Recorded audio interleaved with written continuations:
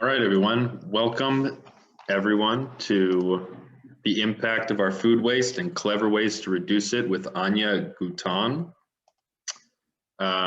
This event is part of Bellevue College's Earth Week,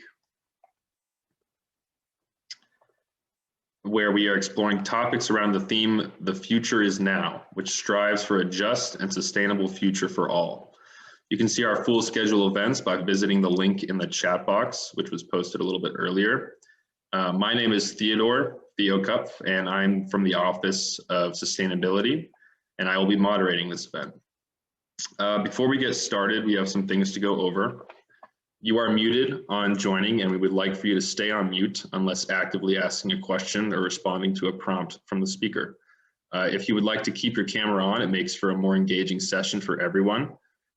This event is also being recorded to post on our sustainability webpage, just so you know. And throughout the session, please treat everyone with respect and share your comments and questions in the chat box. We will open up for Q&A at the end, where you can either unmute yourself or have us read out your question. For the best Zoom experience, click the speaker view button in the top right corner of the screen, which will make sure the speaker is centered on your screen. Lastly, we pause to acknowledge that Bellevue College resides on the traditional and occupied land of the Coast Salish peoples, past, present, and future. That includes, but is not limited to, Snoqualmie, Suquamish, Duwamish, Nisqually, Tulalip, and Muckleshoot. We honor their connection to the region, pay respect to Coast Salish leaders past and present, and stand in solidarity through their struggles with continued systemic oppression. We commit to care for the land and water and center equity at the core of our learning. Now, let me take a moment to introduce Anya Guyton.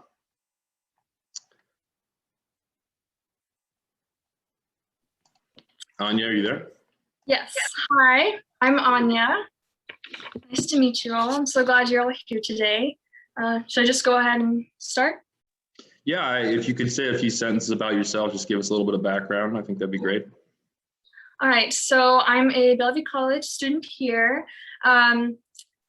What kind of started this idea of me doing this Earth Week presentation is I attended the Washington and Oregon Higher Education Sustainability Conference back in February, where a bunch of colleges in Washington and Oregon gathered together for a conference. We learned lots of things, and one of the presentations I attended was on food waste. And that's what kind of got me inspired to talk with you today, and I'm really excited to get into it. Okay. All right, so I'll just share my screen. I have a presentation. Oh, it says the host has disabled screen sharing. All right, just a sec.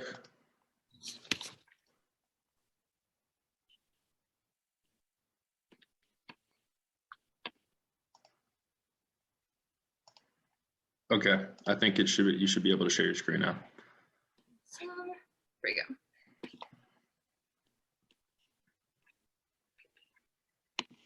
Can y'all see that? Yeah. Perfect. Okay, so as you all know, I'm here to discuss food waste. So I do want to put out a brief disclaimer before I begin. I'm obviously not an expert in this topic, but I've done a lot of research, and I'm going to go through the basics of this issue and also just my journey in reducing my food waste and give fun little recipe ideas in the end. And let's get into it. Oh, there we go. So I just want to start here by throwing some statistics at you. I was quite shocked when I found out that 30 to 40% of the US food supply is wasted. And according to the EPA, it's estimated that each year, more than 75 billion pounds of food ends up in landfills or combustion facilities. Actually, 43% of the wasted food occurs on an individual level, our homes. And from this, it is evident that food waste is a big thing in the US. Now, here's some more stats that are important to consider. 54 million Americans face food insecurity.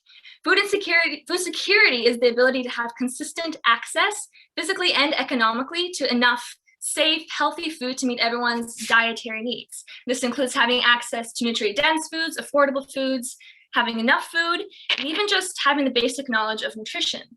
So not meeting one of these basic food needs could be considered food insecurity.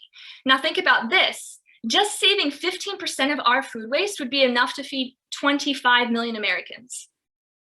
That is massive. With food insecurity being such a prominent issue, it is counterproductive for us to be throwing away food that could instead be used to help with this problem. With food being wasted, there will also be money wasted. It is estimated that in the US, $218 billion is wasted annually as a result of wasted food. Can you imagine the amount of money we could save through making the most out of our food? Now let's get into the environmental impact, with it being Earth Week and all. So food waste is responsible for 7% of all global emissions of greenhouse gases, especially methane. So what happens is when organic matter, such as food, is disposed of in landfills, it will break down, but with little to no oxygen present. And this is known as anaerobic composting. So in other words, the landfill doesn't allow the organic waste to breathe. And as a result, large amounts of methane are emitted. In comparison, food that is composted breaks down in the presence of oxygen, which allows it to break down quicker. And in the process, it emits carbon dioxide rather than methane. Methane is an extremely potent gas. And according to the EPA, it's 25 times more harmful than carbon dioxide. So maybe that will make you reconsider composting next time before you throw away your apple. And let's not forget to mention the emissions from transporting food and the machineries used to package and clean food for commerce. Food waste is also responsible for up to 21% of our fresh water. Water is a finite resource, so it is important that we conserve it as much as possible. Agriculture uses most of the world's fresh water. So when wasting food, you're wasting water used to grow that food. And even in the meat industry too. In fact, the whole process from farm to table for meat requires large amounts of water. Actually, I'd like to show you this wonderful chart I found by the Water Footprint Network. Just look at the amount of water put into producing these items. As we can see, beef tops the chart here, what looks like 37 10-minute showers. That is crazy. Just the amount of water needed to make, all these different things to sell and get ready. And so as we can see here, throwing away food, it's throwing away water too. And 18% of our cropland is wasted as well. Now, this isn't as talked about as much, but land is a very valuable thing that shouldn't be wasted. With food waste, there comes unneeded land degradation and also unneeded land clearing for farms, which land clearing is another issue because, for animal and agricultural use, it causes deforestation and destroys habitats. It's something we don't want to do. So let's go ahead here. I just loved in this, I want to show you how EPA laid out this information. So this is the food recovery hierarchy. So obviously the first thing that needs to be done is source reduction. We need less extra food that gets diverted to places like landfills. After that, we must feed hungry people. So I kind of believe personally that this should be done at the same time as reducing surplus food, so as not to reduce the food generation to such an extent as to not have enough for everyone. I will list some local Bellevue food banks at the end of this presentation where you can donate food, as well as other recommended resources regarding food waste. So stay tuned for that. After hungry people, we can focus on feeding animals, whether it's on a farm or even just your pet. I sometimes feed my pets food scraps. You often find me searching the internet. Can dogs eat this? Can dogs eat that? Because I have 2 dogs. And then I will give them like apple peels as treats. It's a fun thing to do. Below that is industrial uses, where food scraps can be used to recover energy. I think it is so cool. So biofuel has been a popular emerging topic. This is done through anaerobic digestion, which is usually done in a controlled facility. So if you remember back when I was talking about how in landfills, food, when it breaks down, is called anaerobic composting. This is anaerobic digestion, so it's much more controlled. And where was I? Sorry, I just looked at the chat, just saw the notification there. So microorganisms, what happens with anaerobic digestion is microorganisms break down the organic waste, including not only food scraps, but also manure and sewage. And this is done in the absence of oxygen. What is produced from this is biogas and also a good natural soil fertilizer. I've seen some small scale versions of this done at people's homes. It's like called biobag or home bag, something like that. If you search on the internet, like anaerobic digestion for home, and I remember seeing it in a video thinking, so cool. They're these big, funky looking bags that you can sit outside of your homes. You put in your waste in there, and then it produces something, and you can power some part of your home, like cooking stoves. Obviously, it's not efficient enough to power your whole home. So it's definitely a work in progress, but I think it's just so neat. There are also fats and oils that can be used for things like cosmetics and soaps, also biodiesel. So pretty cool. After that is composting, which can be done through curbside collection or with backyard composting, or there's even apartment composting if you want to use it for a garden or something like that. And of course, the last thing we want to resort to is putting our food in landfills. Please try and resort away from doing that. We do not want more methane in our atmosphere. I found this book that I really like called The Waste-Free Kitchen Handbook. And I really like how they remade the food waste hierarchy from the EPA and made it into one specifically for home kitchens. I really like this, kind of more what you can do on an individual level at your home, kind of the order of what we need to do things in. So obviously the first thing, we need to buy only what we really need. We need to shop with a list and with restraint. And I think a big part of that comes with amounts. I've been a victim of this too. I've been buying too much food, portion size, it not only happens, like, I'm thinking like holidays, especially Thanksgiving and Christmas, we buy too much food, not enough that we can eat. We try and save some for leftovers, but in the end, it just goes bad because we don't have time to finish it. And so it's just a whole other thing. So I think it's really important to draw attention to portion distortion that's been going on and leading people to get too much food and waste too much food. So this is not happening only in our homes, but also in restaurants. So I just want to quickly draw attention to that and how there's lots of food waste that way by restaurants' portion sizes being way too big. My mom, she is actually immigrated from the US from Russia. She immigrated to the US from Russia. And when she ate out for the first time and they brought her the dish, the table, she was like, oh, is that for everyone? I'm like, no, it's just for you. And I just thought that was crazy. She wasn't used to the portion sizes being so big. So I think portion sizes are definitely really getting bigger and bigger in the US. I saw this chart just showing the years, pictures of how plates and the amount of food in the plates is just getting more and more. And this is happening a lot. And when people don't eat all the food on the plates, that goes to waste. So the next part about the next role of the hierarchy is to store our food efficiently. So different foods obviously should be stored differently, duh. So I'm not going to go too far into depth here, but I just want to review some highlights. For refrigeration, I think what's important to remember is that the door is the warmest part of the fridge. So be cautious of what you put on the shelves on the inside of the doors. Also be sure to separate foods that produce ethylene from other foods. So ethylene is a phytohormone that speeds up the ripening process. So thinking about bananas, apples, tomatoes, and so on. So when you put other fruits and vegetables near those ethylene producing foods, those foods are gonna go bad faster. Like I've seen some like hacks if you want to ripen like an avocado faster, put it next to a banana. Those are kind of fun things. But especially you want to try and keep ethylene producing foods from vegetables that are more likely to wilt. So spinach, other leafy greens, that kind of thing. The other thing that goes along with storage is really big is expiration dates. Truth is, in general, the use by or best before dates on products are not heavily regulated. In fact, it typically signifies when the food is at its peak quality. So in other words, just because something is past its expiration date does not necessarily mean it's bad. It could still be edible. I think what's really important for food and expiration dates, I think your judgment should be used. Does it look bad? Does it smell bad? Use your best judgment and see that. Of course, heavier precautions should be taken for foods that could carry certain pathogens like innate and so on. And also extra precautions should be taken for infants, toddlers, people with compromised immune systems, pregnant women, and older adults, because they could respond differently to microbes and toxins in foods.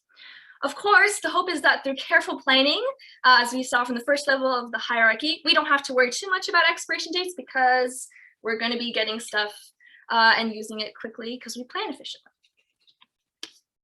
Another storage method, my favorite, is freezing.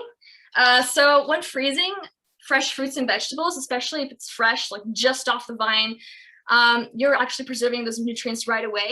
Otherwise, when it just sits out, the nutrients, it actually slowly diminishes. And of course, the biggest perk is that you can store foods, you can freeze foods for super long periods of time.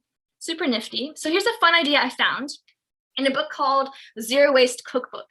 And it's basically for small amounts of leftovers. Like if you have a small amount of like sauce or a small amount of drink, herbs that you cut up, but it's not enough to, put in a big container and store, you can put them in ice cube trays and freeze them. And then when you need it, you can take out that small amount, you just need a little tomato sauce here, you take it out, defrost it, use it. It's really great. And there are also plenty of other storage methods out there other than refrigeration and freezing, like canning, pickling, dehydration. I haven't gotten into canning and pickling very much yet, but I definitely will try it in the future. I actually read the other day about pickled watermelon rinds, and that sounded actually really interesting. I'm not really sure how that would taste, but really neat. Dehydration I have done before. My dad got a dehydrator years back for my family, and super easy. I love it. I dehydrate things with it all the time. I think what I usually use it the most for is to make almond meal from almond pulp from nut milk. I'll go more into that later in the recipe section. So we'll go there. And then let's see, the next part underneath storage methods would be to similar to the EPA hierarchy, give food scraps to your animal friends like dogs and cats. It's super easy to just search up what foods are safe for them to eat. Underneath that, compost again. So compost, I will provide a link from the King County Solid Waste Division on composting resources. If you want to get more information on that, if you want to set up a curbside composting for yourself, or if you want to set up backyard composting, the rules for that. Yeah, I'm going to put that at the end of the presentation. And also listed in the hierarchy along with compost is in-sink disposal. Now, this all kind of depends on where you live. In some places, the waste gone through sink disposals. What happens is they first go through wastewater treatment, and then sometimes they can be sent to anaerobic digesters to make biofuel. But in other areas, this doesn't happen. And instead, after wastewater treatment, it goes back to the landfill. So definitely search up if you can find out where your sink disposal goes to. What happens with that? Sink disposal is still better than throwing away food because a lot of the decomposition happens during the wastewater treatment. So there's still presence of oxygen, so not as much methane. But the most sustainable choice would definitely be compost. And it shouldn't be surprised by now that putting food in landfills is at the bottom of the hierarchy. Now, a lot of resources I've looked at have recommended doing a food waste audit, where you spend a week or so keeping track of what food you waste, how much, the cost, the reason you threw it out, and ideas that you have to reduce it. Now, this is the idea of this is that you can pinpoint patterns in your food use and see where you fall short in terms of reducing food waste, and also just to see the general picture of how much you waste and the amount of money you could have saved. So next we'll be going into, now that we covered the basics, we'll get into the fun stuff, and I'll give you some fun zero waste recipes that I like, that I implement in my home. Before I move into that, are there any questions yet so far? Cool. Then let's get right into it. So, and what I just want to say that what I provide here is definitely not the limit to how much you can do. There's so many recipes online, so many cookbooks. So I highly recommend, doing your own research, find some cool ideas. To start, I just want to talk about whole fruits and vegetables. We discard so many scraps that are edible and nutritious. So if you're ever curious about whether or not something you usually discard is edible, it's super easy to look up. So I highly encourage you to do that. Some funny things I do, I eat whole strawberries, including the green tops. It's just like, salad with strawberry. It's like greens. It doesn't taste bad. So if you want to try that. I've also just found out from my uncle recently. He eats, when you have a pear, a lot of people, take out the cores and the stem. He eats the whole pear except for the stem. And I tried it actually a couple of days back, and it wasn't bad at all. It's really soft, and yeah, I ate the core and it was fine. Some other things that are edible. I think one time I tried orange peels because that's edible. although I wouldn't necessarily recommend that. I thought it tasted disgusting, but apparently it has a good nutritional content. So if you're all about that, you can do that. You could try putting it in a smoothie, but I will, there's some other things we can do with orange peels later in the presentation. The other thing that's edible that I found interesting is banana peels. Some people put them in smoothies, or if they put like sliced banana on top of banana bread, they can leave the peel on, those kinds of things. So neat stuff. So I just wanted to give the first recipe. It's the easiest recipe out there for vegetable scraps, and that is vegetable broth. And it's the easiest just because it's so variable. You can put in so many different things in it. My mom has kind of been a vegetable broth master. She usually puts potatoes, tomatoes, onions, all of those kinds of things. And super easy to do. So basically, you can use potato peels, onion peels, garlic peels, carrots, corn. What you can actually do with corn, if you cook the corn and take off the kernels to eat, you can actually use what's it called, the cob. You can put the cob in there. Celery, you can use celery leaves. Those are also edible. And so all you have to do, if you want extra flavor, which my mom does, she roasts the vegetables in an oven at 400 degrees Fahrenheit or 200 Celsius with olive oil for about 15 minutes or so. And then once they start to caramelize, she'll take them out. And then throw it in a large pot of water with some salt, bring it to a boil, reduce the heat to a simmer for about 45 minutes, and there you go. And then you can take out the vegetables. And what actually my family does, after we take the vegetables out of the broth, we put it in a blender and it makes like a vegetable puree. Put the cooked vegetables from the broth, some salt, what else do you put? Garlic, olive oil, those kinds of things, and then you make a good puree. Super efficient and easy. You can put it on some bread. It's actually really delicious. I had some yesterday for lunch. Some things you can do with vegetable broth. It's super easy. So many things you can do with it. It's the base for a lot of soups you can make. I think if you make chicken noodle soup, use some vegetable broth. You can cook lentils and beans in vegetable broth. Also, for rice and quinoa, if you want a little extra flavor, you can use vegetable broth instead of just water. It's also the base for a lot of sauces. And also you can saute things with vegetable broth too. I've like sauteed peppers in vegetable broth before. It's super easy. I love it. It gives it extra flavor. So I highly recommend trying this out. The next recipe I have here is broccoli stem slaw. So for this, you need about 4 shredded or thinly sliced broccoli stems, 2 shredded or thinly sliced carrots, some mayonnaise, a splash of vinegar, usually like white wine or apple cider vinegar, although I'm sure any vinegar would work, some sea salt. And it's super easy. You just mix the mayonnaise, vinegar, and salt together, and then that's like your dressing, and then you toss the broccoli stems and carrots in it. It's so delicious. I highly recommend it. I actually read somewhere one time that if you clean carrots, like if you like scrub the carrots really well, you don't really have to peel them. So if you don't want to waste those carrot peels. Some other things I've read about broccoli stems, you can pickle them. So I might have to try that along with my pickled watermelon rinds.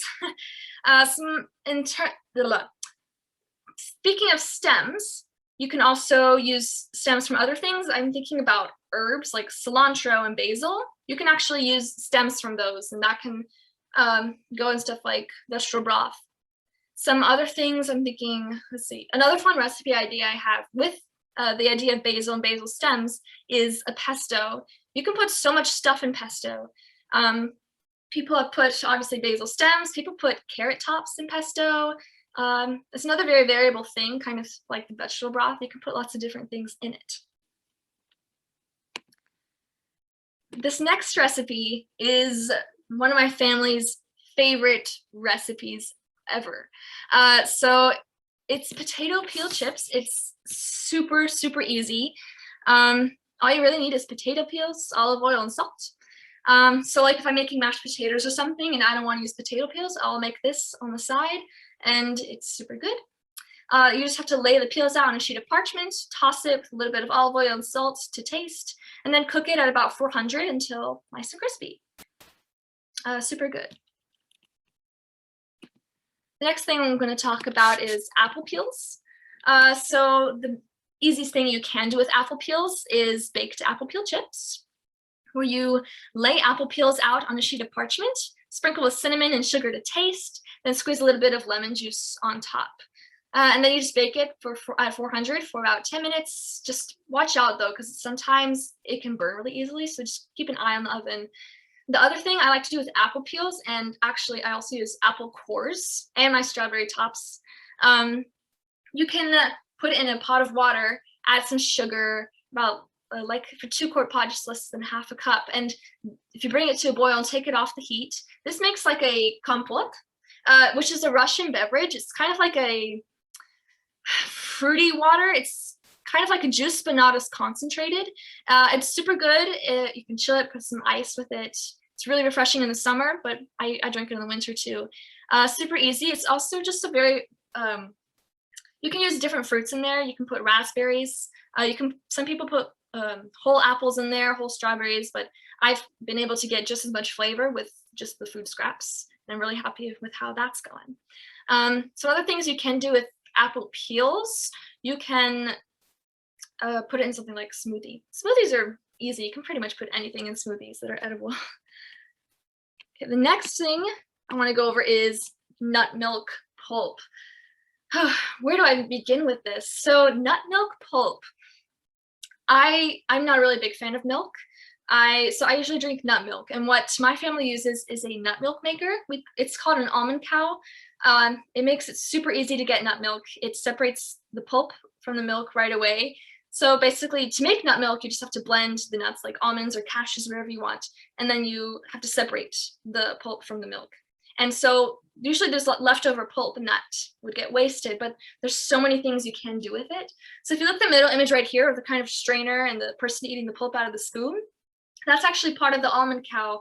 And you can, it's a really good breakfast. You can put fruit with it, granola.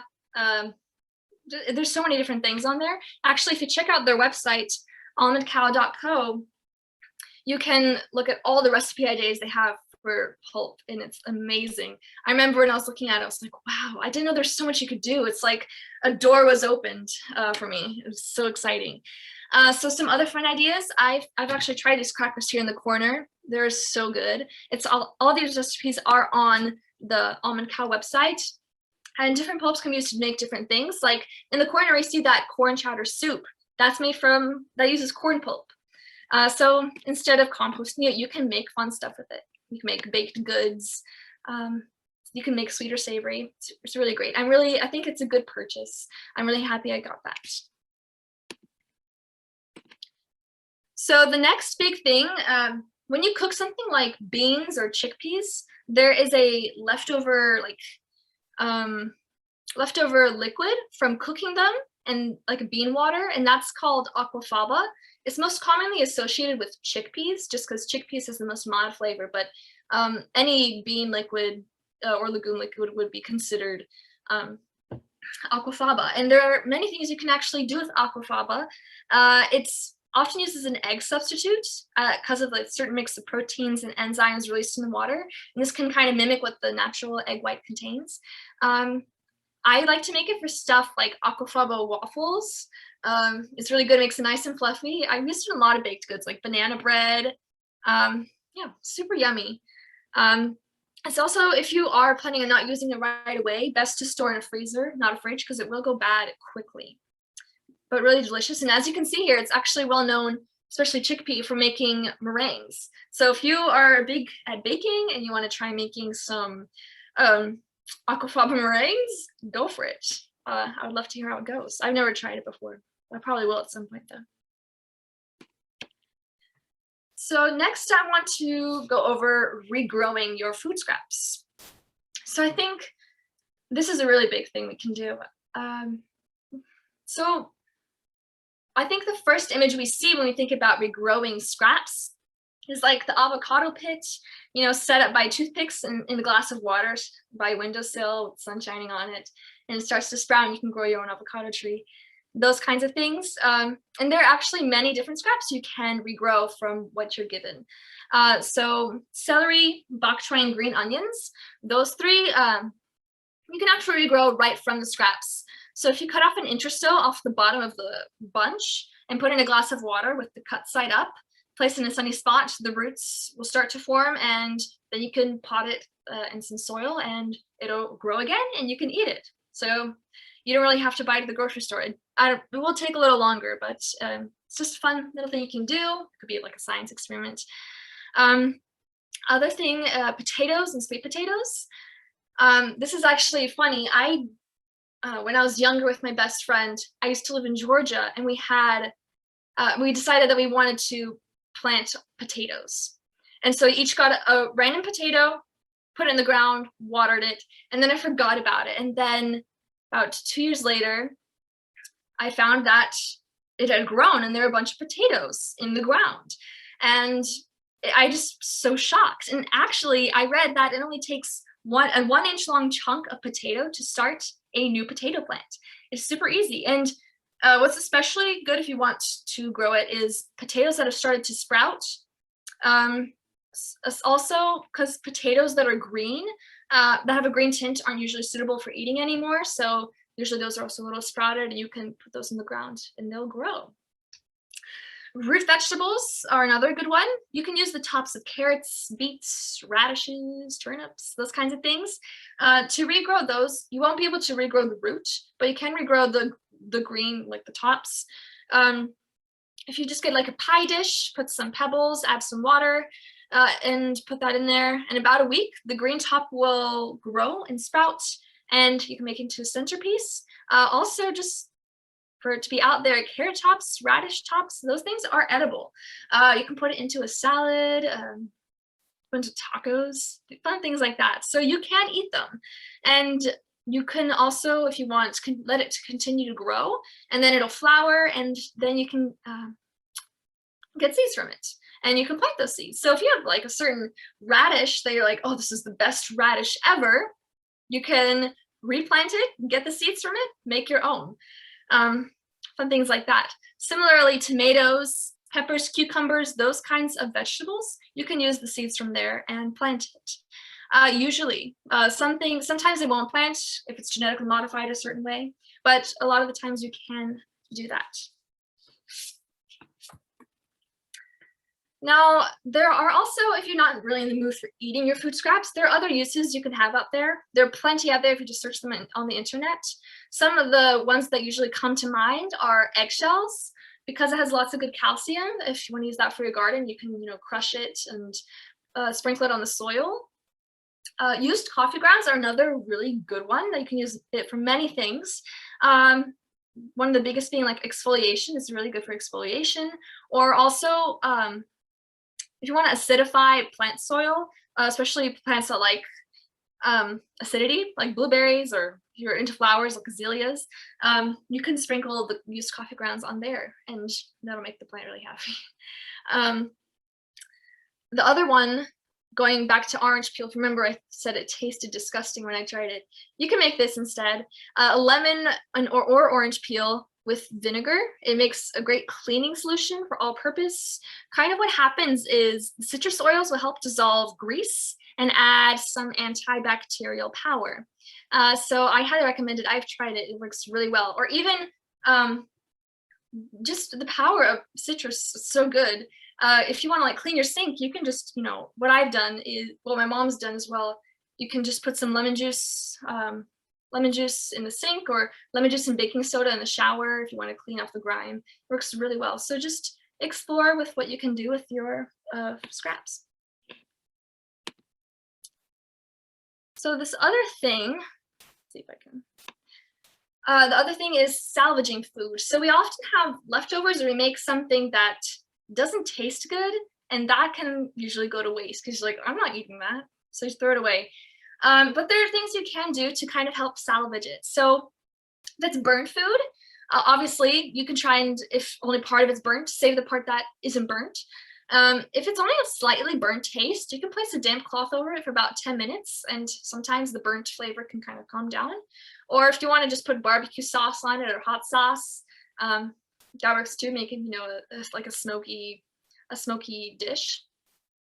Over salted foods, If it's like vegetables or pasta, you can rinse it off to get the salt off, or you can dilute the salty flavors. So if it's like in a soup or something, you can add more water or more ingredients just to make it less concentrated so it's not as salty.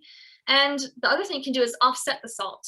Things like vinegar, lemon juice, and brown sugar are great to offset that taste. So you can, like I remember one time, I think this was actually about a week ago, I tried using vinegar because it was too salty, and it kind of like distracted your taste buds away from the salt, I guess. That's kind of what it seemed like. And I didn't really taste over salty. So I think that's a win-win. And then bland food is another. I mean, it should be one of the easier ones. You can add in herbs, spices, add in vegetable stock when cooking, which was the first recipe we had here. Super great.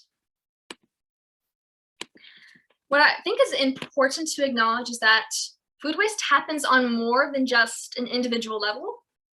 A lot of food waste goes on in farms, grocery stores, and in between with packaging and transportation.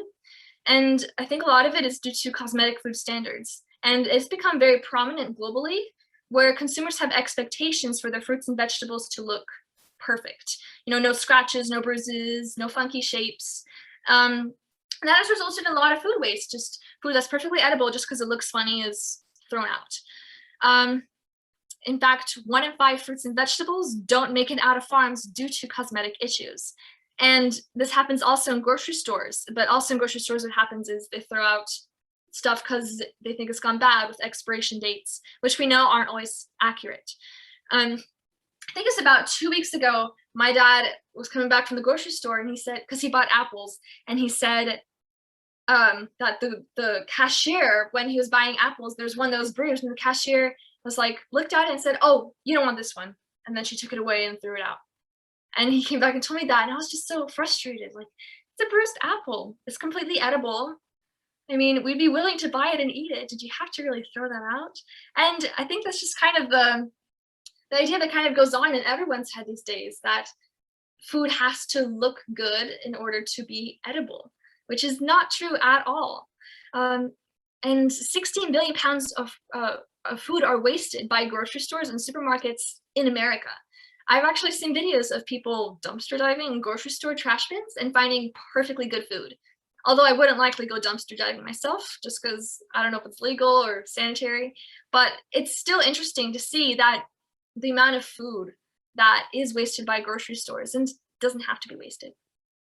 If you're interested in straying away from food cosmetic standards, and I'd recommend looking into what's it called, imperfect produce. It's a food delivery system that does deliver here, and they deliver food that's not necessarily perfect looking, or something that they just like different standards that wouldn't necessarily be sold in grocery stores. I highly recommend it. It is customizable, and it also comes in a compostable I'm sorry, I can't talk today. It comes in a compostable box with recyclable, or you can actually return the inside packaging. So it's really great. I will link the website in the resources section at the end, although I see Alyssa has already put it in the link there. So if you want to check that out, please do. What's also really good, grow your own stuff. Also buy local. You can try going to farmers markets or buy through CSA, which is community supported agriculture. And that is where you're buying food directly from the farmer. And that's usually another sustainable choice.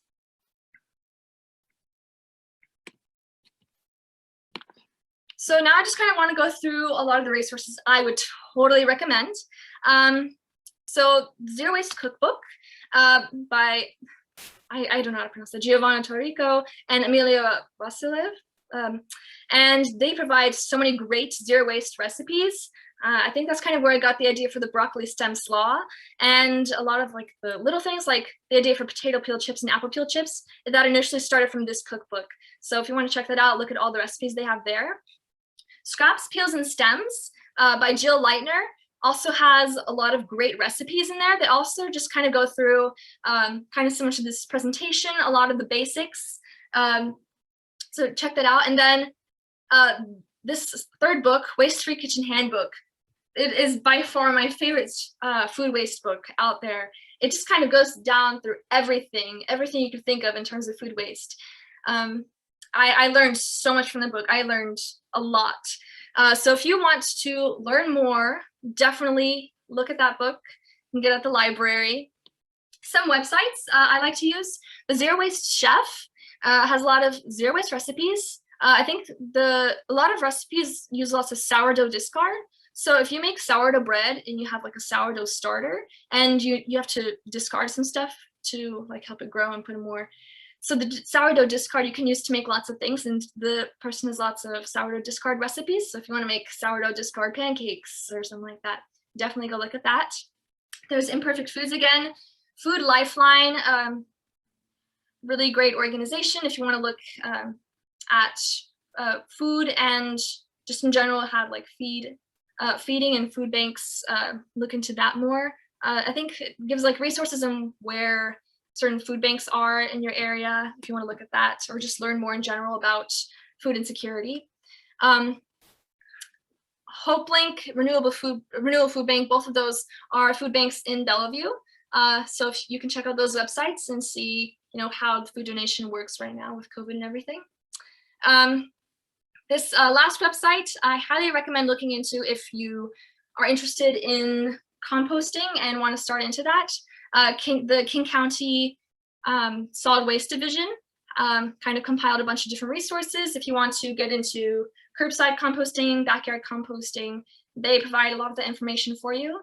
And of course, there's so many resources out there. I really think doing your own research is a great way to explore fun things, nifty ideas, and just expand your knowledge. And so here we go. These are my sources. Give credit where it is due. And thank you. I'd be happy to take any questions you have or any comments. I'd be happy to hear what anything you guys do to reduce food waste in your homes. Yeah, so any questions or comments? Yeah, I have a question. Yeah. So a lot of the stuff that you talked about, I can relate because I'm also from an Eastern European background. And I wanted to ask you for food banks, for example, what has been your experience with donating to them? And what do you usually go and donate? Gotcha. Yeah, so I usually donate things that are less perishable, like canned goods, but also people who have surplus food from their home gardens can donate stuff. Like if you have like extra carrots from your garden. I remember one year we had a garden and we had extra carrots, we donated it. My family has donated before to the food bank near me. I live in Issaquah, so I go to the Issaquah Food Bank.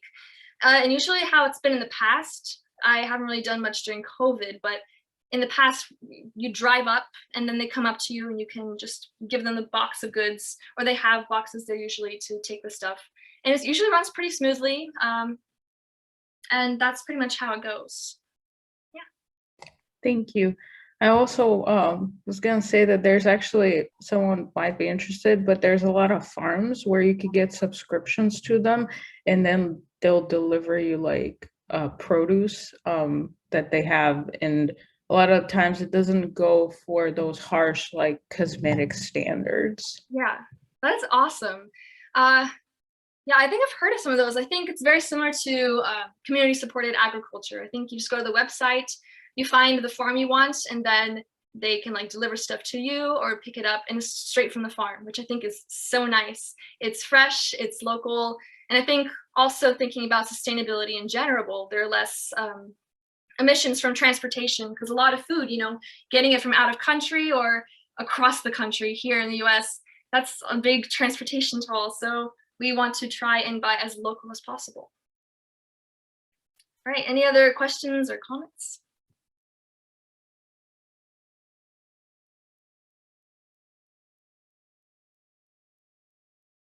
Cool. Well, I just want to say thank you so much for coming, and I hope you learned at least something. I really enjoyed talking to you guys today, and I hope we can all strive to make a good effort. I know I'm not even perfect with my food waste journey. There's still times where I'm like, I'm not really in the mood to cook, really can't do this right now and I can just compost it. But just please don't throw stuff in the landfill anymore. Please, I beg you. And I think what matters most is that we just put in a good effort and try our best.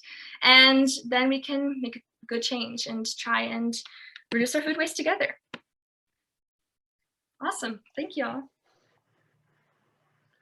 Thank you, Anya, for your insightful presentation. I know I learned a lot, and I hope we all learned something new that we would take with us for a more inclusive and sustainable future. A reminder to all the attendees to please check out the rest of our Earth Week activities at bellevuecollege.edu/sustainability, and we will post that in the chat again. And also this event's recording will be posted there at that same link next week. So if you wanted to review anything that was in the presentation, we will have a recording. So thanks for coming, everyone, and we hope to see you at more Earth Week events. Actually, I have one more thing to say. I have the link to the presentation if you all want access to that. I think I just put it there under SharePoint. So if you want to access my presentation, you can, oh, I sent it just to, let me put it to everyone, sorry. There we go. So everyone can access that if they would like.